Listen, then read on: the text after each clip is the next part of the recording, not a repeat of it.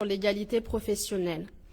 En matière de violences sexistes et sexuelles au travail, 80% des femmes ont été victimes de sexisme au travail, 20% ont subi du harcèlement et 8 viols ou tentatives de viol se passent chaque jour sur les lieux du travail. Nos revendications sont importantes, elles ne sont toujours pas entendues. Il faut une revalorisation de tous les métiers à prédominance féminine pour qu'enfin le principe de salaire égal pour un travail égal s'applique. Il faut la fin des temps partiels subis. Il faut la revalorisation du SMIC à 2 000 € brut. Il faut la révision de l'index égalité. Il faut la fin des systèmes opaques d'individualisation des rémunérations et des primes. C'était beaucoup dans le privé, mais ça commence à rentrer beaucoup dans le public également, la transparence des rémunérations. La fin de la discrimination salariale sur la carrière pour de réels déroulements de carrière. Le conditionnement de l'octroi des marchés publics à l'égalité professionnelle dans l'entreprise. L'allongement des congés paternité de l'accueil de l'enfant et de maternité. Concernant les violences sexistes et sexuelles au travail, il faut une vraie politique de prévention, de formation, de sanctions contre les violences sexistes et sexuelles. Il faut qu'il y ait une vraie politique de culture de la protection des victimes avec l'application pleine de la Convention 190 de l'Organisation internationale du travail et de sa recommandation 206. Donc nous arrêterons de nous mobiliser lorsqu'on aura obtenu tout ça. Merci Myriam. Donc Muriel Guilbert, co-secrétaire nationale de Solidaire. Merci. Comme l'a dit Myriam de la CGT, je pense qu'on est très contente en tant qu'organisation syndicale qui ont appelé à la grève féministe depuis 2014 quasiment, à avoir cette année un appel à la grève ferme. Également de la part de la CFDT et de l'UNSA qui s'est joint donc à la FSU, à Solidaire et à la CGT. Il faut aussi noter l'appel à la mobilisation du 8 mars qui recouvre toutes les organisations syndicales cette année et on peut aussi considérer que c'est un acquis aussi dans la lignée de la mobilisation des retraites avec cette intersyndicale élargie. Et on pense qu'on va peut-être encore l'année prochaine obtenir que d'autres organisations syndicales s'inscrivent dans la grève féministe. Alors moi je vais vous parler des femmes et de la précarité plus spécialement après tout ce qu'a dit déjà Myriam de la CGT sur les questions du travail. Parce qu'évidemment, l'impact de ce qui se passe en matière d'inégalité salariale et au niveau du travail fait que les femmes sont les plus touchées par la précarité. Quelques chiffres, 70% des personnes qui ont recours en fait à l'aide alimentaire sont des femmes. Le risque de précarisation est aggravé pour les familles monoparentales, dont on sait que la majorité sont des mères isolées. Et pour ces familles monoparentales, 33% ont un revenu inférieur au seuil de pauvreté. Les femmes sont donc davantage touchées par cette précarité parce qu'elles touchent aussi 3/4 des bas salaires et les taux d'activité des femmes restent encore inférieurs de 8 points à ceux des hommes. 54% des bénéficiaires du RSA sont des femmes. L'origine de ces différences, on le sait, sont multiples. Inégalité salariale, assignation des femmes à des métiers du soin, de l'éducation, de la santé, où les compétences techniques sont peu ou pas reconnues, assignation des femmes aussi à s'occuper évidemment de l'éducation des enfants, donc à prendre des congés parentaux, et l'insuffisant partage des tâches ménagères. Les femmes sont aussi particulièrement impactées actuellement par les politiques néolibérales qui fragilisent davantage encore leur situation. La diminution et le conditionnement du RSA, la mise en place de France Travail ont encore exacerbé et vont encore exacerber cette précarité, comme l'inflation, l'augmentation du coût de la vie. Les bas salaires, la précarité de l'emploi, je l'ai dit, les difficultés d'accès aussi au logement décent sont autant de barrières qui se dressent devant les femmes. Les plus précaires des précaires sont des femmes immigrées, des femmes racisées, handicapées ou victimes de violences sexistes et sexuelles, de LGBTQI-phobie. Alors, Solidaire, comme de nombreuses organisations syndicales, associations féministes, revendique une revalorisation salariale en priorité dans les secteurs les plus féminisés, dont également ceux de la fonction publique où les femmes sont majoritaires. La question des salaires, comme ça a été dit, elle est centrale sur la question de la précarité. Nous revendiquons aussi l'arrêt des réformes d'assurance chômage, des lois travail qui culpabilisent en fait de plus en plus les chômeurs-chômeuses et qui font des travailleurs et des travailleuses particulièrement des pions jetables et sous-payés et qui précarisent donc encore davantage les femmes. Il faut, à notre sens, et ça a été dit avant par Anna Azaria, engager des politiques qui vont à l'encontre des lois discriminatoires racistes comme la loi immigration. Et enfin, c'est l'ensemble des lois qui doivent être examinées à l'aune de l'impact qu'elles ont sur les femmes pour qu'on puisse enfin avancer sur cette question de la précarité des femmes. Julie Ferreira, donc de Solidaire, mais aussi du collectif pour nos services publics. Mais dans la continuité de ce qu'on vient de dire, donc ce qu'on s'aperçoit aussi, c'est que si on veut lutter contre la précarité, il faut aussi lutter contre le démantèlement des services publics, qui affecte effectivement l'ensemble de la population, mais encore plus les populations les plus défavorisées, dont notamment les femmes qui sont touchées encore plus que l'ensemble de la population. Alors elles sont touchées de multiples façons, c'est-à-dire en tant que principales salariées de nombreux services publics tels que la santé, les soins, les personnes, l'éducation, la sécurité sociale, les agences pour l'emploi, la justice. Elles subissent de plein fouet les suppressions de postes et le gel des rémunérations, comme l'a rappelé tout à l'heure Myriam. Excusez-moi. Mais elles sont aussi doublement impactées parce que les femmes sont les principales bénéficiaires et utilisatrices des services publics. Elles sont en première ligne pour l'éducation des enfants et la santé des enfants, pour les soins aux proches, et sont directement impactées dès qu'il y a une fermeture de services hospitaliers, de maternité, ou encore quand il y a un gel des prestations sociales, comme l'a rappelé tout à l'heure Muriel, et du coup elles tombent dans la précarité. Il est crucial aujourd'hui de se battre et de reconnaître l'importance des services publics pour répondre aux besoins fondamentaux de la société. À l'opposé des politiques en cours pour nos organisations syndicales, il est urgent de promouvoir un État social comme outil pour la réalisation des droits sociaux avec des services publics améliorés, répondant aux besoins fondamentaux et associant les principes de solidarité et d'égalité. Il est urgent aussi de créer des nouveaux droits, un droit pour tout enfant de trouver un mode d'accueil collectif et public avant l'âge de scolarisation, et un droit pour toute personne de voir sa perte d'autonomie prise en charge, sans que cela retombe sur les femmes. Il est urgent de développer un service public de la petite enfance avec obligation d'accueillir tous les enfants avant l'âge de la scolarité, de défendre aussi l'école maternelle. Le service public pourra regrouper tous les modes de garde avec une priorité aux crèches publiques reconnues comme offrant la meilleure qualité d'accueil pour les enfants.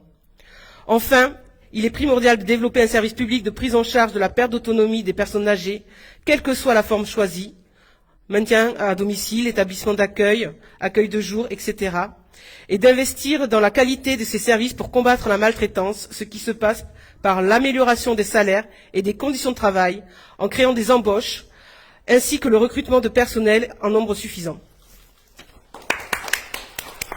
Merci Julie. Alors, on disait le 8 mars, c'est la grève sur les lieux de travail, mais c'est aussi la grève du travail domestique et des tâches de soins, d'éducation. Donc la parole est à Souad Baba Aïssa pour Femmes Solidaires. Merci, bonjour à toutes et tous. Et dans la lignée de ce qui vient d'être dit par mes camarades et l'ensemble des personnes qui sont intervenues avant, cette grève féministe, c'est aussi la grève du travail domestique. Tout d'abord, qu'est-ce que le travail domestique? Nous devons avoir en tête que l'organisation de notre société patriarcale et capitaliste est tout entière tournée vers la division sexuée du travail. Les espaces sociaux des hommes et des femmes sont séparés, celui des femmes se tournant vers le travail domestique. Malgré la progression de l'emploi féminin, des changements de structure familiale, des équipements ménagers même, la division sexuée du travail domestique et parental résiste. En France, les femmes passent en moyenne chaque jour 3 heures aux tâches domestiques quand les hommes y consacrent 1h45, les mères 1h35 aux tâches parentales et les pères 41 minutes.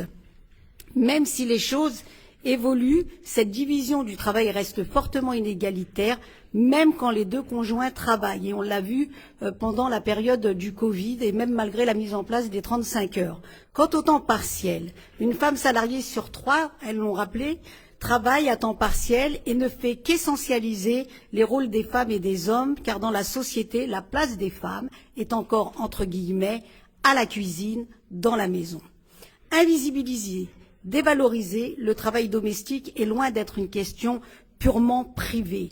Les tâches qui en découlent font pleinement place à la partie de l'activité économique, parfois un travail de soutien au travail du conjoint, comme l'aide gratuite à la comptabilité d'une entreprise ou le travail non salarié de la conjointe agricultrice.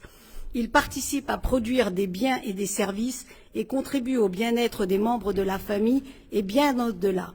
63% des personnes qui s'occupent tous les jours d'enfants, de personnes âgées ou handicapées de manière informelle sont des femmes. Les femmes assument plus souvent les tâches routinières et astreignantes de la maison. Les hommes, des tâches à la frontière du loisir, organisées en fonction de leur disponibilité, comme le bricolage, les courses, l'espace public ou les jeux avec les enfants. Le temps domestique des hommes diminue avec le nombre d'enfants, celui des femmes s'accroît. La répartition inégalitaire du temps domestique existe à tous les âges. La contribution différente des hommes et des femmes au travail domestique et familial relève de leur position inégale au sein du couple et dans la société. Elle reflète l'infériorisation des femmes, les relations de pouvoir entre les membres de la famille et plus précisément entre les hommes et les femmes. Les femmes s'occupent plus souvent des enfants et s'arrangent pour les garder. À ce besoin de disponibilité permanente s'ajoute tout leur travail d'organisation de la vie familiale, d'émancipation et de préoccupation des besoins des autres que l'on appelle la charge mentale. Si les tâches étaient partagées, les temps de loisirs augmenteraient pour les femmes, elles pourraient s'occuper d'elles, faire de la politique, faire du sport, militer, lutter, se cultiver, lire et ne rien faire, car les femmes ont également le droit à la paresse et au repos. Selon l'Organisation internationale du travail, il faut le rappeler, 16,4 milliards d'heures sont consacrées tous les jours au travail domestique non rémunéré. Ça représente 9% du PIB mondial, soit 2 fois plus que le PIB du secteur agricole mondial. Je vais aller plus vite. Pourquoi, en fait, il est important de rappeler qu'aussi, en termes de travail domestique rémunéré, déqualifié, sous-payé, 19,3% des emplois occupés par les femmes dans le monde sont dans le secteur du travail domestique. Dans le monde, 3/4 des 75 millions de travailleurs et travailleuses domestiques sont des femmes. Ces emplois relèvent du secteur informel et sont particulièrement soumis à l'exploitation de classe et de race aussi, faut-il le rappeler. Pourquoi la grève du travail domestique? Démontrer combien ce travail que l'on pense banal, ordinaire, sans intérêt, est pourtant fondamental en termes d'organisation familiale et sociale, majoritairement effectuée par les femmes, et devient donc une affaire publique. Il est difficile de se dire qu'on va gérer et gréver en paix et que cette grève va avoir des conséquences en termes d'organisation, de jugement moral peut-être, mais qui sont ces femmes qui refusent de s'occuper des autres, ces égoïstes? Nous sommes convaincus que le travail domestique est générateur d'injustice. Ne pas le faire, c'est aussi démontrer combien tout ce que nous faisons, tout ce que nous portons est essentiel à la vie. Il est temps de reconnaître que ce temps pris aux femmes par une organisation sociale sexuée dans tous les champs profite au capitalisme, aux hommes, dont le temps est finalement moins contraint et ouvert sur le monde. Et je terminerai en disant, c'est une prise de conscience, cette grève féministe du travail domestique, et elle résonne depuis quelques décennies, ces petites phrases du domestico-sexisme ordinaire. Je t'ai aidé, j'ai lavé ta vaisselle, je t'ai aidé, je me suis occupée des enfants. Le partage des tâches domestiques entre les femmes et les hommes est un enjeu de politique publique. Nous avons besoin d'un plan d'action complet et de lutte contre la société patriarcale et capitaliste qui englobe réellement des politiques éducatives, familiales, d'emploi et culturelles. Il doit être mené en France comme dans le monde et la grève féministe y participe. Merci Soham.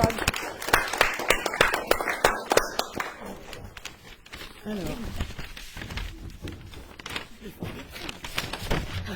tu peux le poser là. Donc il y a Claire.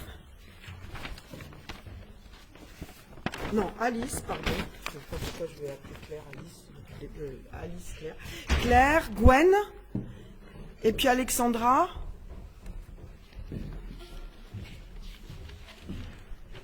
Puis après,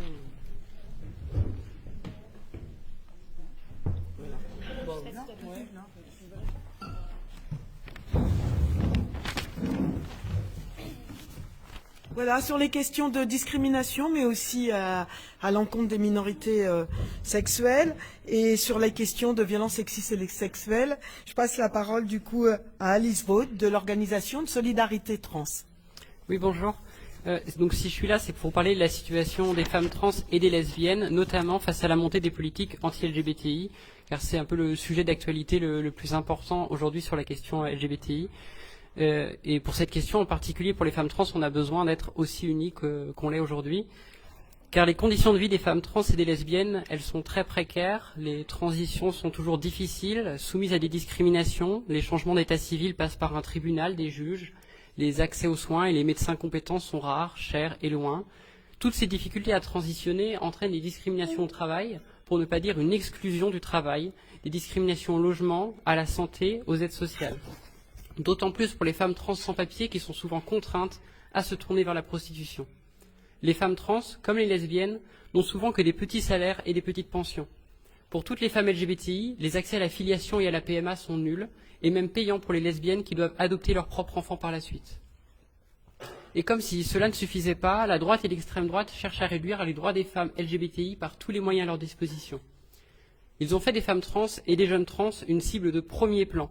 Tout l'appareil médiatique réactionnaire fait infuser dans la société des paniques morales sur les jeunes trans qui seraient des victimes d'embrigadement ou les sportifs trans qui prendraient la place de vraies femmes.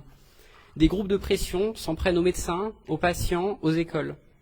Aujourd'hui, ces discours ne leur suffisent plus. Les réactionnaires sont passés à l'étape suivante, celle de la bataille parlementaire. Les Républicains et le Rassemblement national ont un véritable projet qui est d'interdire les transitions, d'exclure les femmes trans de certains espaces. Par exemple, en mai dernier, le Sénat a voté pour l'interdiction de la dite promotion des transitions, un vote qui est digne des lois actuelles en Russie. Aujourd'hui, les premières propositions de loi anti-trans arrivent. On peut largement avoir peur pour la suite, puisque désormais ces anti-trans ont une oreille au gouvernement, en la personne d'Aurore Bergé. Un gouvernement qui se réactionnarise plus à chaque remaniement. Ce n'est pas avec des ministres manifs pour tous et un président qui ne veut pas parler d'homophobie aux écoliers qu'on parviendra à lutter contre la lesbophobie institutionnelle à l'école qui a causé le suicide de Dina. Nous ne devons pas être dupes et apprendre de ce qui se passe dans d'autres pays. La période est critique pour les droits des femmes trans, c'est tout le mouvement social qui doit s'emparer de ce sujet et revendiquer le droit à transitionner. Quand les droits des femmes trans sont attaqués, derrière ce sont les droits de toutes les femmes qui reculent, et en premier lieu la parentalité homosexuelle et l'éducation sexuelle. Non seulement nous avons un intérêt commun à nous mobiliser contre les réactionnaires, mais nous avons aussi un intérêt commun à nous mobiliser pour le droit à disposer de nos corps, pour l'autodétermination, pour des droits au travail, parce que tout cela, nous ne l'obtiendrons qu'en étant unis. Merci Alice. Donc la parole est à Gwen, voilà, du collectif Nous Toutes, mais qui parle au nom de plusieurs associations sur la question des violences sexistes et sexuelles. Tu pourras les présenter. On a pu élaborer un texte avec donc Nous Toutes, Les Effrontées et Stop Violence obstétricale et gynécologique. 900. Ce sont 900 femmes assassinées depuis le début du premier quinquennat d'Emmanuel Macron, tout simplement parce qu'elles étaient femmes. Le bilan de la grande cause, c'est 900 féminicides, donc un tous les 2 jours et demi, et c'est 1000 enfants orphelins laissés pour compte. Depuis le début de l'année 2024, on est déjà à 30 féminicides. L'interorga féminicide et Nous Toutes a pu faire ce décompte. Sous la présidence d'Emmanuel Macron, c'est plus de 220 000 victimes des violences de leur conjoint ou de leur ex-conjoint chaque année. Et c'est 250 viols ou tentatives de viol chaque année. Chaque jour, c'est une femme en fait toutes les 6 minutes. Les femmes et les minorités de genre subissent au quotidien des violences de genre. Malgré les grands discours du gouvernement, l'impunité règne. Les récentes déclarations du président Macron suite à l'affaire Depardieu sont un cas d'école en fait de ce masculinisme d'État qui reproduit la violence à toutes les échelles de la société. En dépit de preuves accablantes, le gouvernement remet sans cesse en cause la parole des victimes, banalise les violences. Le gouvernement n'est bien sûr pas féministe, il est antiféministe. Les violences concernent aussi les enfants. Aujourd'hui, c'est 3 enfants par classe qui sont victimes d'inceste. Les violences concernent les femmes qui protègent leurs enfants victimes de violences et que la loi pourchasse justement pour leur retirer la garde de l'enfant. Les violences sont aussi obstétricales et gynécologiques. Selon une étude d'IFOP, 60% des plaintes des patientes ont déjà renoncé à des soins en gynécologie.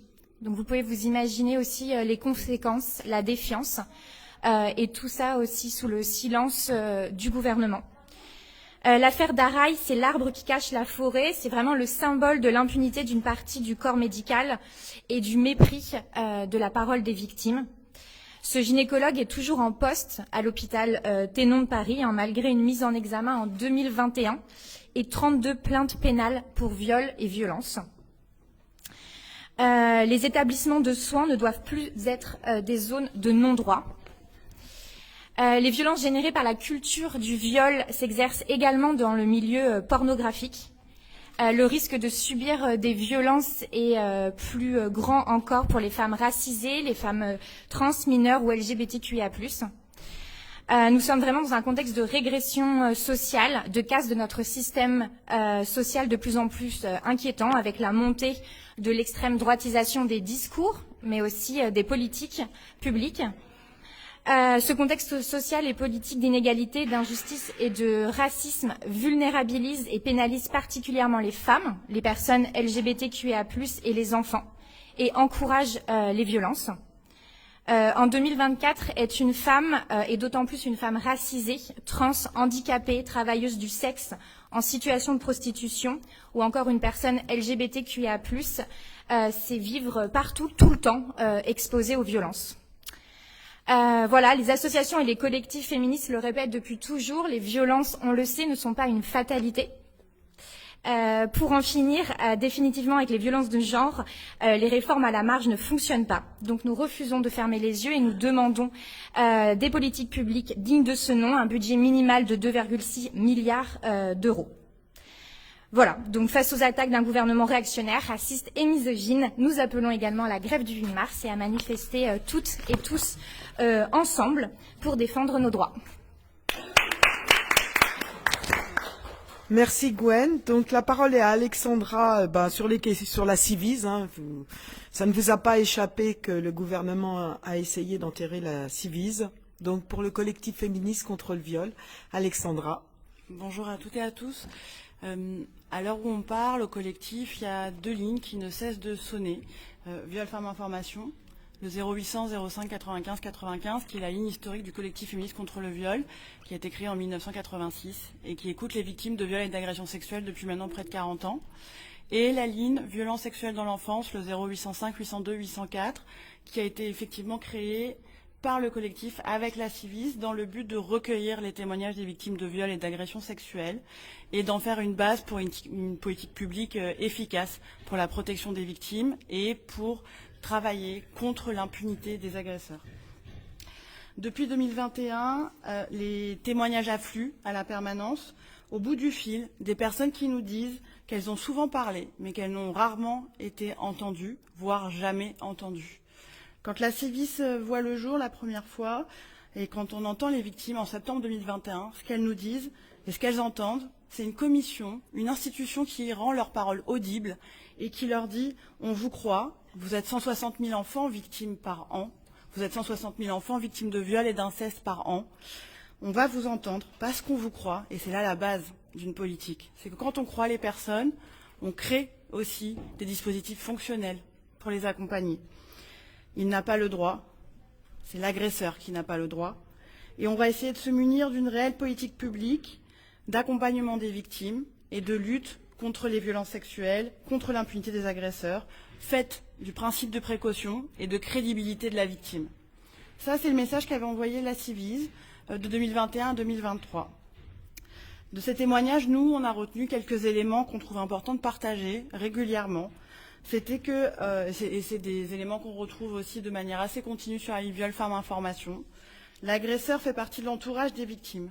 Dans 9 cas sur 10, c'est un membre de la famille, c'est un proche de la famille, c'est quelqu'un qui est proche de l'univers de l'enfant ou de l'adolescent, donc dans les écoles ou dans le sport.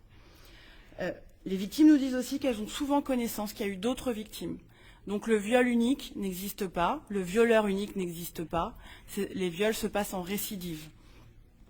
On a été contacté sur la ligne par 20% d'hommes et 80% de femmes. 20% d'hommes, c'était beaucoup plus que ce qu'on a sur Viol Femmes Information, c'est-à-dire que de créer un espace, ça permet aussi à d'autres personnes de pouvoir révéler les violences sexuelles.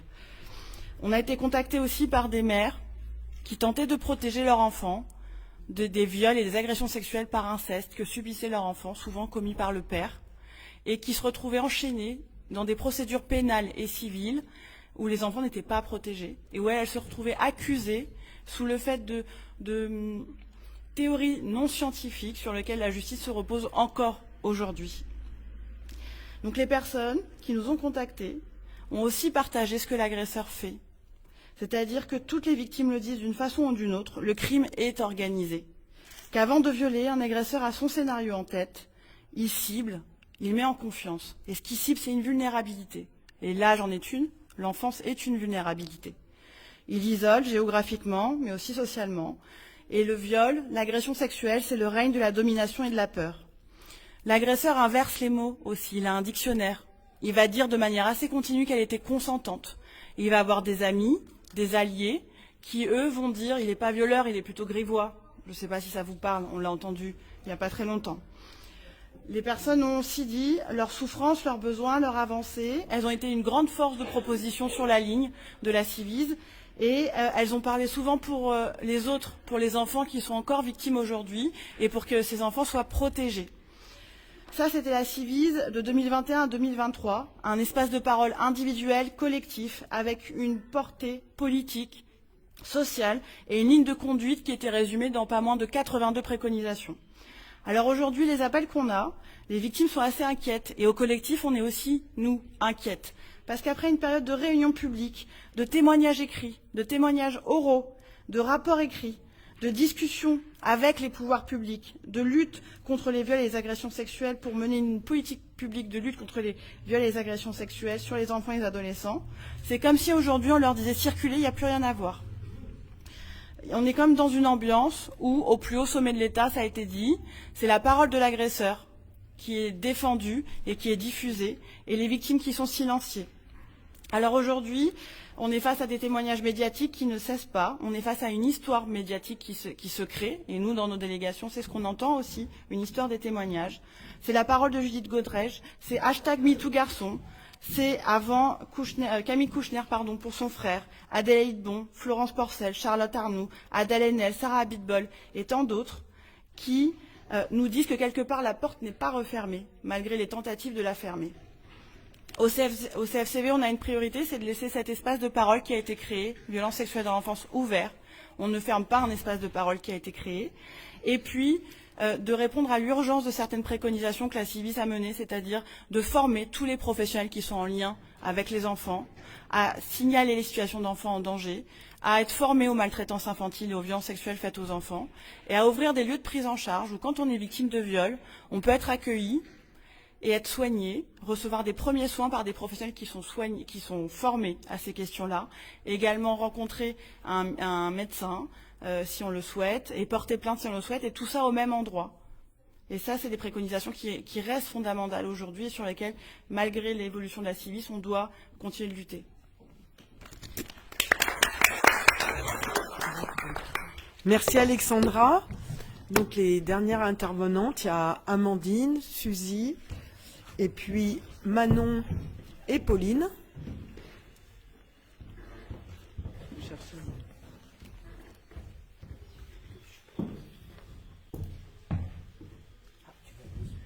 Les deux, ils vont se mettre à côté.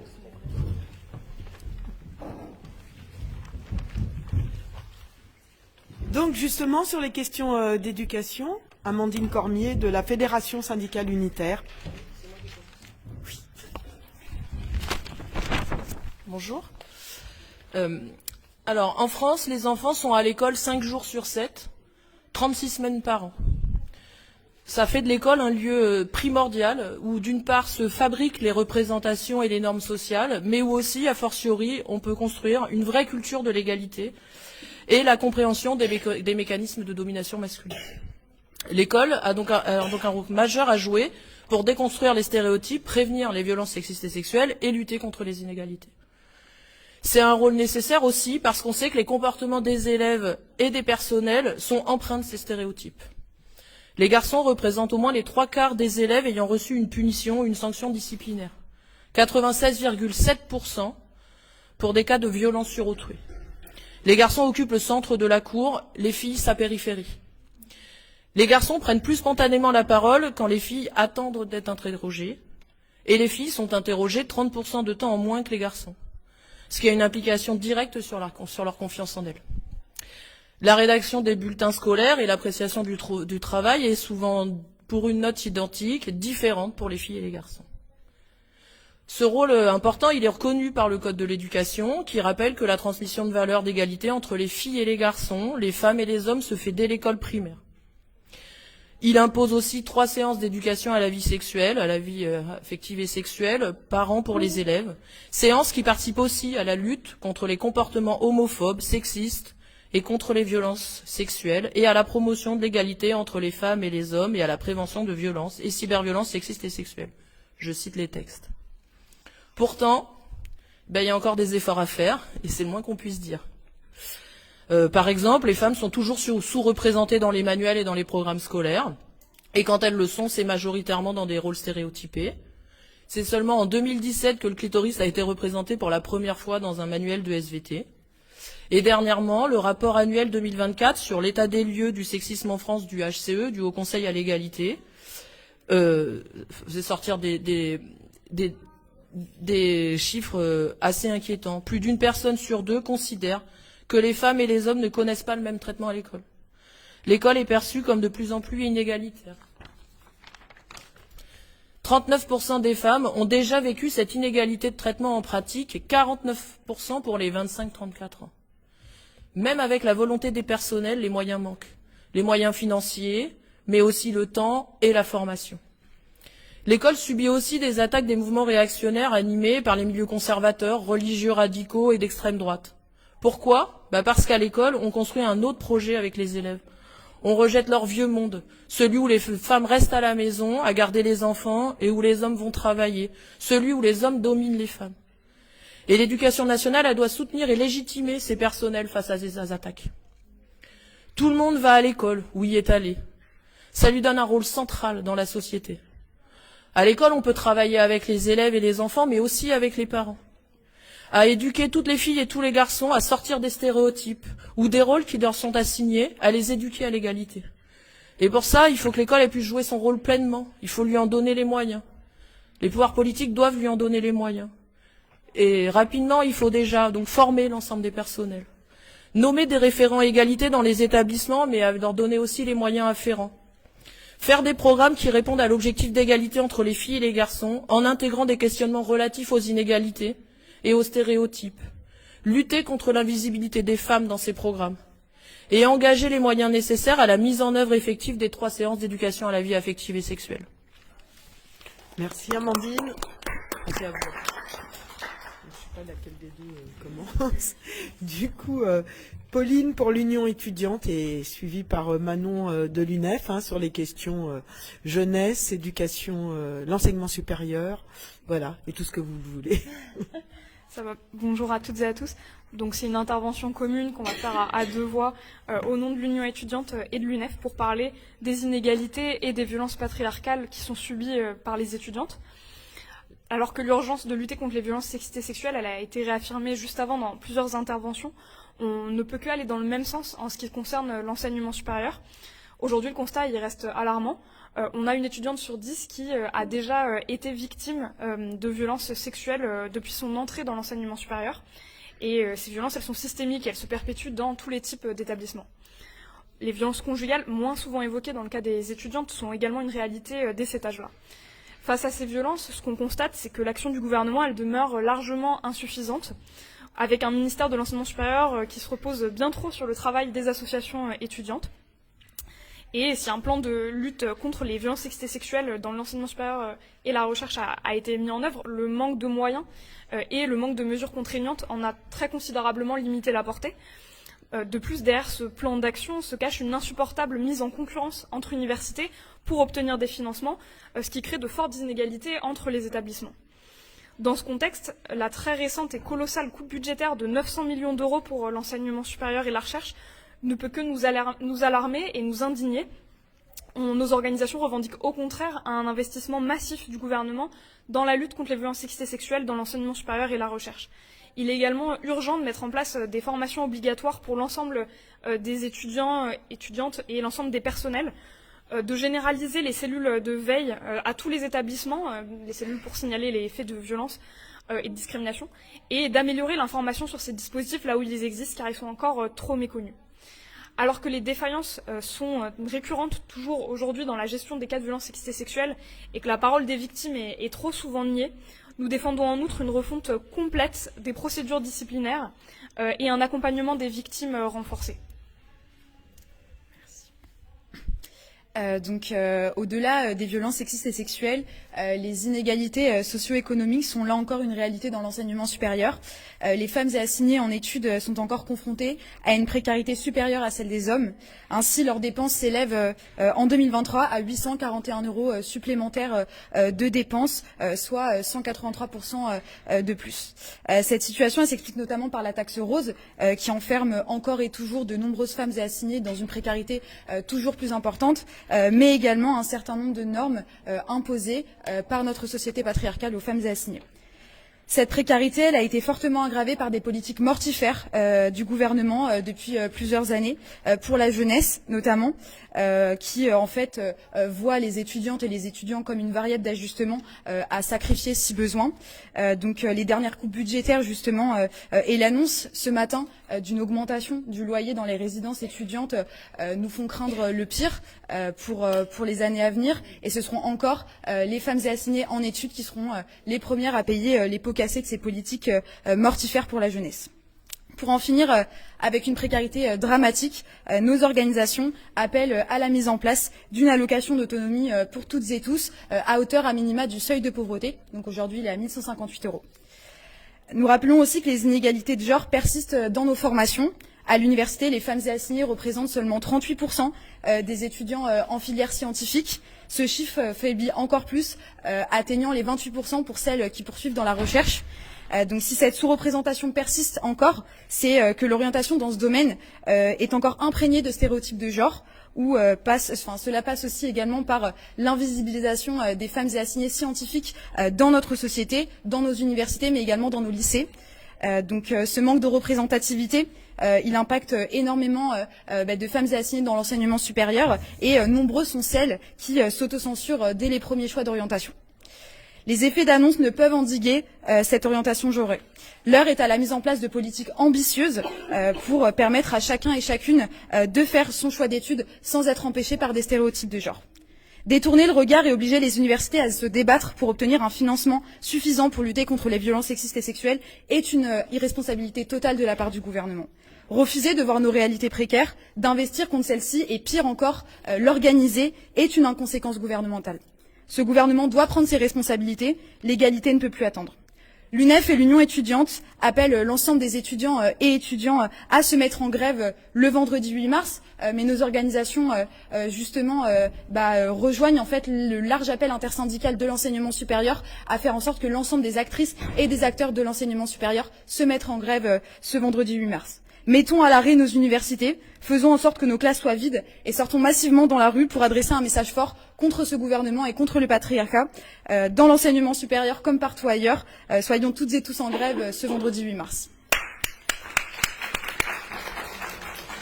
Merci. Donc aujourd'hui, on est en plein dans le débat au Sénat sur l'inscription dans la Constitution de l'IVG. Je passe la parole à Suzy Rothman du collectif en Europe, Avortement en Europe, les femmes décident, et porte-parole du collectif national pour les droits des femmes. Oui, avant de vous parler de ce monsieur Larcher, 2 mots par rapport aux violences faites aux femmes pour préciser nos revendications. Nous revendiquons 3 milliards pour lutter contre les violences et nous revendiquons aussi une loi cadre, une loi globale qui prenne en charge tous les aspects par rapport aux violences sexistes et sexuelles.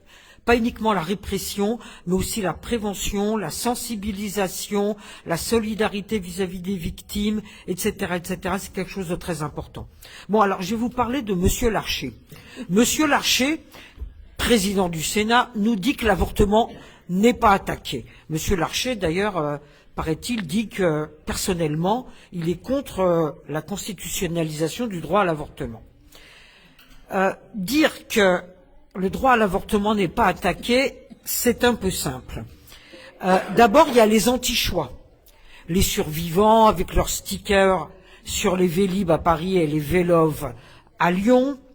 CNews qui dernièrement a trouvé que la plus grande cause de mortalité dans le monde, c'était l'avortement, qui a été obligé de s'excuser, mais enfin, c'est un peu hypocrite. La marche pour la vie qui appelle aujourd'hui devant le Sénat et qui a manifesté le 21 janvier, ce sont des opposants à l'avortement.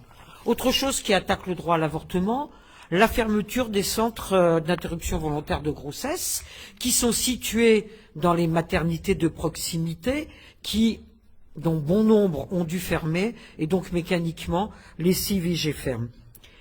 La pénurie aussi des pilules dites abortives qu'on a vu paraître, avec d'autres médicaments d'ailleurs, qu'on a vu paraître en 2023, constitue aussi une attaque au droit à l'avortement, puisque la grande majorité des IVG sont pratiquées à l'heure actuelle de façon médicamenteuse. C'est terminé à l'heure actuelle, mais ça peut toujours recommencer. Les attaques internationales, on en a amplement parlé, je ne vais pas revenir là-dessus. La double clause de conscience aussi, c'est une attaque au droit à l'avortement. En Italie, à l'heure actuelle, en 2020, 65% des gynécos se retranchaient derrière leur double clause de conscience pour refuser de pratiquer des IVG. Donc on ne peut pas dire que l'avortement ne risque pas d'être attaqué, n'est pas attaqué. D'ailleurs, il y a des députés RN qui sont farouchement contre l'avortement. Et qu'est-ce qu'on va faire quand le RN, si jamais le RN arrive au pouvoir et que ces députés montent au créneau pour attaquer l'avortement? D'où la nécessité de constitutionnaliser, mais de façon réellement protectrice. Alors, au collectif Avortement en Europe, les femmes décident, on l'a dit et répété dans des communiqués de presse, on n'aime pas beaucoup que le droit à l'avortement soit constitutionnalisé à l'article 34 de la Constitution. Pourquoi? Parce que l'article 34 nous dit ce que fait la loi. Et donc, si ça rentre dans l'article 34, et il y a de grandes chances que ça soit ça, eh bien, on est sûr d'avoir une loi sur l'avortement, mais on n'est pas sûr du contenu de cette loi, parce qu'une loi ordinaire pourra tout à fait remettre en question ce qui existe à l'heure actuelle et que nous avons gagné après des décennies de lutte, depuis 1975. Donc, il faut constitutionnaliser, mais de façon réellement protectrice. Alors, la discussion va avoir lieu aujourd'hui au Sénat à partir de 16h30. Il y a des amendements qui ont été déposés de la part de Monsieur Retailleau, de la part de, comment il s'appelle donc là, non, c'est pas Philippe Bas. Enfin, peu importe. Le problème, alors, j'ai pas le temps de rentrer dans le détail. Il y en a un qui veut supprimer la liberté garantie, veut supprimer le mot liberté. Je trouve ça d'ailleurs très très bizarre de pas vouloir garantir la liberté. Et puis il y en a un deuxième qui veut, je crois que c'est Retailleau, qui veut constitutionnaliser la double clause de conscience, comme si on avait forcé des médecins à pratiquer des avortements. C'est complètement ridicule. Mais ça pose un autre problème. L'autre problème, c'est que on a affaire à une loi constitutionnelle. Pour qu'elle puisse passer, il faut que le Sénat, ce soir, vote exactement la même chose que ce qu'a voté l'Assemblée nationale dernièrement. Si le Sénat ne vote pas exactement la même chose, ça repart à l'Assemblée nationale. et la navette reprend. Ça peut durer des lustres comme ça. Donc, pour avoir effectivement cette constitutionnalisation, le collectif Avortement en Europe, les femmes décident, a convoqué ce soir un rassemblement à 16h30 à partir du début des débats. Le petit problème, c'est que les anti-avortements se mobilisent aussi. Nous voulions aller devant le Sénat, nous sommes déjà allés exactement devant le Sénat, ça n'a jamais posé de problème. Sauf que comme les anti-avortements voulaient aussi aller devant le Sénat, moralité des courses, personne n'y va. Donc, nous vous appelons toutes et tous, nous allons aller place de la Sorbonne à partir de 16h30, puisque les débats commencent à cette heure-là. Donc, je vous signifie tout le monde de venir à 16h30 place de la Sorbonne. Donc voilà. Alors ça, c'est une première chose. Je voudrais dire un mot sur les sages-femmes. D'ailleurs, on a affaire à la presse, il y a une tribune aujourd'hui dans Libération. Les sages-femmes ont droit, d'après la loi Gaillot, qui a été promulguée en mars 2022, à pratiquer enfin des IVG instrumentales, c'est-à-dire par aspiration. On devait attendre, je me dépêche parce que la présidence m'engueule, on devait attendre un décret d'application. Il est paru fin décembre 2023. Que dit-il? Il demande, pour que des sages-femmes puissent pratiquer des IVG instrumentales, la présence sur site ou par convention de 4 médecins. J'ai pas le temps de détailler. Ce qui veut dire qu'on remet en cause les compétences des sages-femmes de pouvoir pratiquer des IVG instrumentales, alors que c'est beaucoup plus facile comme acte médical d'un accouchement qu'elles font sans la présence de tous ces médecins, et que, par exemple, un médecin généraliste qui va pratiquer un avortement dans un centre de santé, c'est-à-dire en dehors de toute structure hospitalière, on lui demande rien du tout. Et donc, je termine là-dessus, 5 structures ont fait appel de ce décret d'application en Conseil d'État. C'est l'Association nationale des CIVG, ce sont des professionnels féministes. L'Association nationale des sages-femmes orthogénistes, idem. La coordination des associations pour le droit à l'avortement et la contraception, le planning familial et un syndicat, la Fédération Sud Santé Sociaux. Nous avons fait un recours au Conseil d'État contre ce décret. Donc, on avait 2 mois pour déposer le recours, c'était au 16 février, on l'a fait. Maintenant, on a 3 mois pour plaider tout ça, mais je vous laisse vous avertir et je vous renvoie, même si c'est, voilà, par rapport à la presse, je vous renvoie à la tribune de Libé d'aujourd'hui. Merci Suzy. Alors juste avant de passer la parole à ceux et celles qui souhaitent poser des questions, dire qu'il va y avoir des manifestations dans beaucoup de villes lors de la grève féministe du 8 mars. Les lieux sont, tous les jours il y en a qui se rajoutent, sur la carte interactive de notre site www.8marsgrèveféministe. Ah oui, .grèveféministe.fr. Et puis juste dire qu'en région parisienne, la manifestation elle est à 14h et elle va partir de la place Gambetta à côté de l'hôpital Tenon, qui symbolise un peu tout ce qu'on a dit, c'est-à-dire à la fois sur le droit à l'IVG, sur les violences obstétricales et gynécologiques, la question du service public, mais aussi des métiers féminisés. Et nous irons de Gambetta par la place de la République jusqu'à la Bastille. Voilà, donc n'hésitez pas à aller, parce que vraiment cette grève féministe, elle couvre l'ensemble du territoire, sur le site pour voir tous les événements, manifestations, rassemblements qui se déroulent lors de cette grève féministe.